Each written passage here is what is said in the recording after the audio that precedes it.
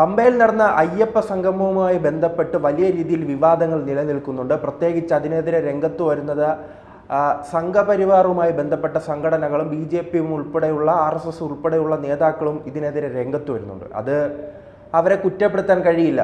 അയ്യപ്പൻ്റെ അവിടെ സ്ത്രീ പ്രവേശനവുമായി ബന്ധപ്പെട്ട് വലിയ രീതിയിൽ തല്ലുവാങ്ങിയതും കേസിൽ പ്രതിയായതും അവിടെ സുരക്ഷ ഒരുക്കാനായി മാസങ്ങളോട് അവിടെ തമ്പടിച്ചതുമെല്ലാം സംഘപരിവാർ പ്രവർത്തകരാണ്.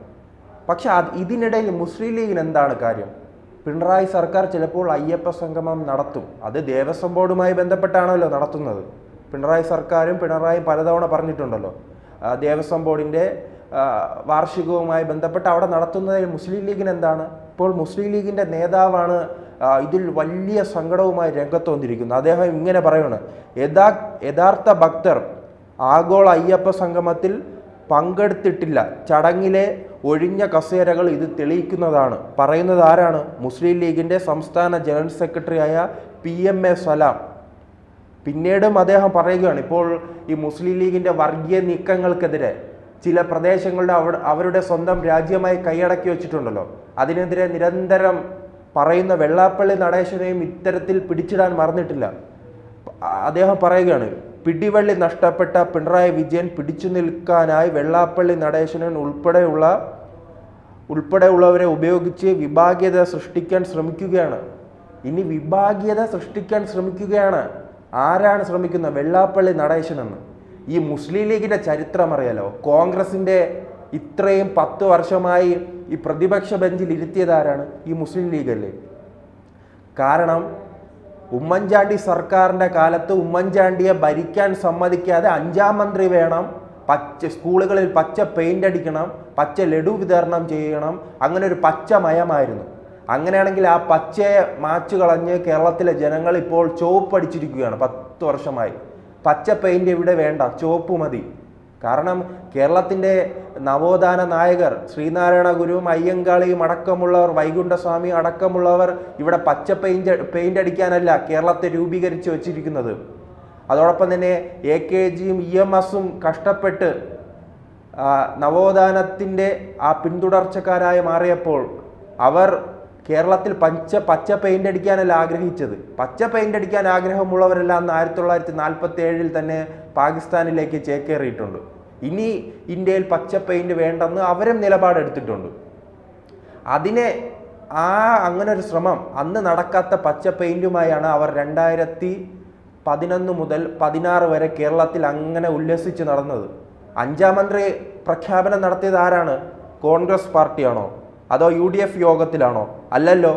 അന്ന് പ്രഖ്യാപനം നടത്തിയത് തങ്ങളാണ്. പാണക്കാട് തങ്ങൾ അങ്ങ് പ്രഖ്യാപിക്കുകയാണ്. 5ാം മന്ത്രിയും അദ്ദേഹത്തിൻ്റെ പേരും അങ്ങ് പ്രഖ്യാപിക്കുകയാണ്.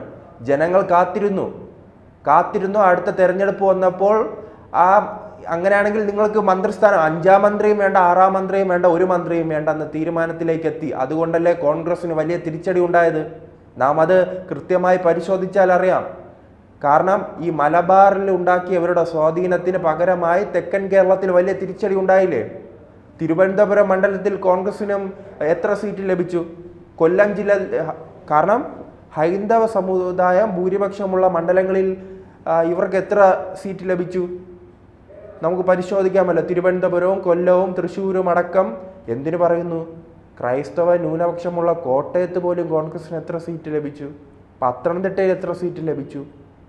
അതിനുശേഷമാണ് ഇപ്പോൾ ക്രൈസ്തവ സ്നേഹം, അതോടൊപ്പം തന്നെ ഹൈന്ദവർക്ക് വേണ്ടി സംസാരിക്കുന്നു. ഭരണം കിട്ടുമ്പോൾ ഇത്തരത്തിൽ ആർക്കു വേണ്ടിയാണ് നിങ്ങൾ പ്രവർത്തിക്കുന്നതെന്നും ആർക്കു വേണ്ടിയാണ് നിങ്ങൾ കരയുന്നതെന്നും കേരളത്തിലെ ജനങ്ങൾക്കറിയാം. അതുകൊണ്ട് തന്നെയാണ് നിങ്ങളെ മാറ്റി നിർത്തിയിരിക്കുന്നത്. വീണ്ടും നിങ്ങൾക്ക് ഭയമുണ്ട്. വെള്ളാപ്പള്ളി നടേശൻ മലപ്പുറത്തെത്തി തുറന്നു പറയുകയാണ്, മലപ്പുറത്തെ ന്യൂനപക്ഷം അനുഭവിക്കുന്ന പ്രതിസന്ധികൾ. വിദ്യാഭ്യാസ മേഖല അവർക്ക് എത്ര സ്കൂളുകൾ അനുവദിച്ചിട്ടുണ്ട്? ആരോഗ്യ മേഖലയിൽ എന്തെല്ലാം പുരോഗതി അവിടെ ഉണ്ടായിട്ടുണ്ട്? അങ്ങനെ ചില വിഭാഗത്തെ മാത്രം പിന്തുണയ്ക്കുന്നതാണല്ലോ മുസ്ലിം ലീഗിൻ്റെ രീതി. അദ്ദേഹം വെള്ളാപ്പള്ളി നടേശൻ അത് തുടർച്ചയായി തന്നെ തുറന്നു പറയുന്നത് കൊണ്ടാണ് അദ്ദേഹത്തെ പിടിച്ചുകെട്ടാനുള്ള ശ്രമം നടത്തുന്നത്.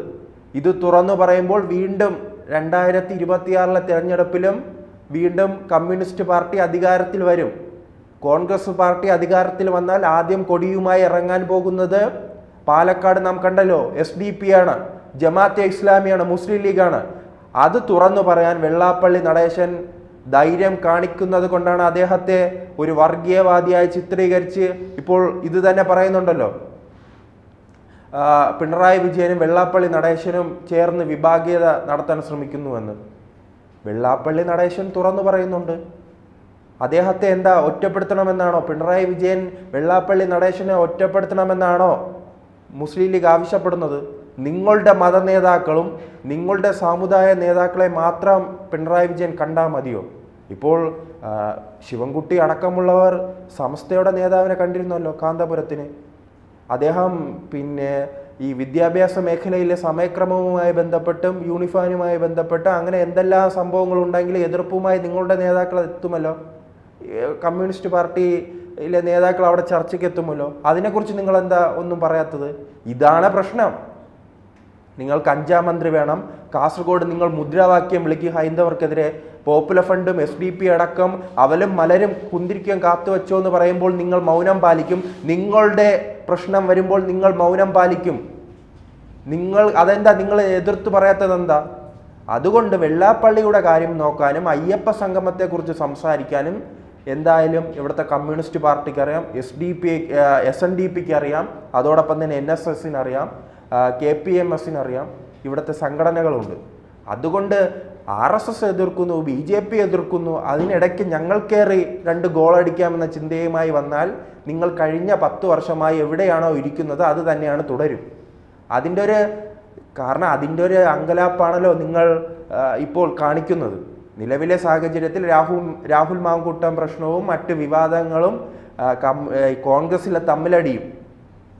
കോൺഗ്രസിൽ ഇപ്പോൾ VD സതീശൻ നിലവിളിച്ച് കരയുകയല്ലേ, പൊട്ടിക്കരയുകയല്ലേ, എനിക്കെതിരെ സൈബർ ആക്രമണം ഉണ്ടാകുന്നു എന്ന് പറഞ്ഞ്.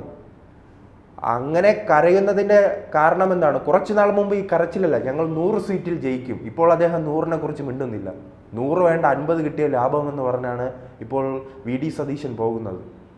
അത്തരത്തിൽ ഇതൊരു സന്ദേശമാണ്. വരുന്ന തെരഞ്ഞെടുപ്പിലും പിണറായി വിജയന് തന്നെ കേരളത്തിൽ അധികാരത്തിൽ വരുമെന്ന ഒരു സന്ദേശം ലഭിച്ചത് കൊണ്ടാണ് അങ്ങനെ ഒരു ക്രമം കേരളത്തിൽ രൂപപ്പെടുന്നു. SNDP അടക്കമുള്ളവർ കമ്മ്യൂണിസ്റ്റ് പാർട്ടിക്ക് പിന്തുണ നൽകുന്നു. അത് തിരിച്ചറിഞ്ഞത് കൊണ്ടാണ് നിങ്ങൾക്ക് ഇപ്പോൾ ഹൈന്ദവ സ്നേഹം.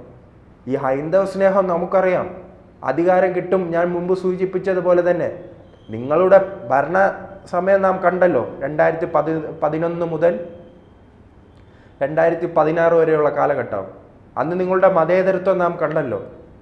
നിങ്ങളുടെ ചില ജില്ലകൾക്ക് വേണ്ടി നിങ്ങൾക്ക് പ്രത്യേക സ്നേഹം നാം കണ്ടല്ലോ. ആ സ്നേഹമെല്ലാം കയ്യിൽ വെച്ചാൽ മതി. എന്തായാലും ഹൈന്ദവരുടെ കാര്യം നോക്കാൻ ഇവിടെ ഹിന്ദു സംഘടനകളുണ്ട്, അയ്യപ്പൻ്റെ കാര്യം നോക്കാൻ ഹിന്ദു സംഘടനകളുണ്ട്. എന്തായാലും മുസ്ലിം ലീഗ് ഇതിനെ ഓർത്ത് കരയണ്ട. ആ കരച്ചിൽ എന്തായാലും ഉടൻ തന്നെ സലാം അങ്ങ് നിർത്തുന്നതാണ് നല്ലത്. കാരണം ഇവിടെ ഉള്ളവർ കൃത്യമായി തന്നെ കാര്യങ്ങൾ മനസ്സിലാക്കുന്നുണ്ട്. അല്ലെങ്കിൽ പിണറായി വിജയനെ കൊണ്ട് കഴിഞ്ഞില്ലെങ്കിൽ അവർ BJPയിലേക്ക് പോകും. അത് നാം കണ്ടല്ലോ 2024 തെരഞ്ഞെടുപ്പിൽ. മുസ്ലിം വർഗീയതയെ എതിർക്കാൻ പിണറായി വിജയന് കഴിഞ്ഞില്ലെങ്കിൽ അവർ BJPയുടെ സഹായം തേടും. തൃശ്ശൂരിൽ കണ്ടു, പല മണ്ഡലങ്ങളിലും കണ്ടിട്ടുണ്ട്. അവരുടെ BJP 20% വർദ്ധിച്ചതായി. കാരണം എന്താണ്? BJPയുടെ വളർച്ച തുടങ്ങുന്നത് എവിടെയാണ്? ഈ 5ാം മന്ത്രി പ്രശ്നത്തിന് പിന്നാലെ നടന്ന നെയ്യാറ്റിങ്കര ഉപതെരഞ്ഞെടുപ്പിലല്ലേ?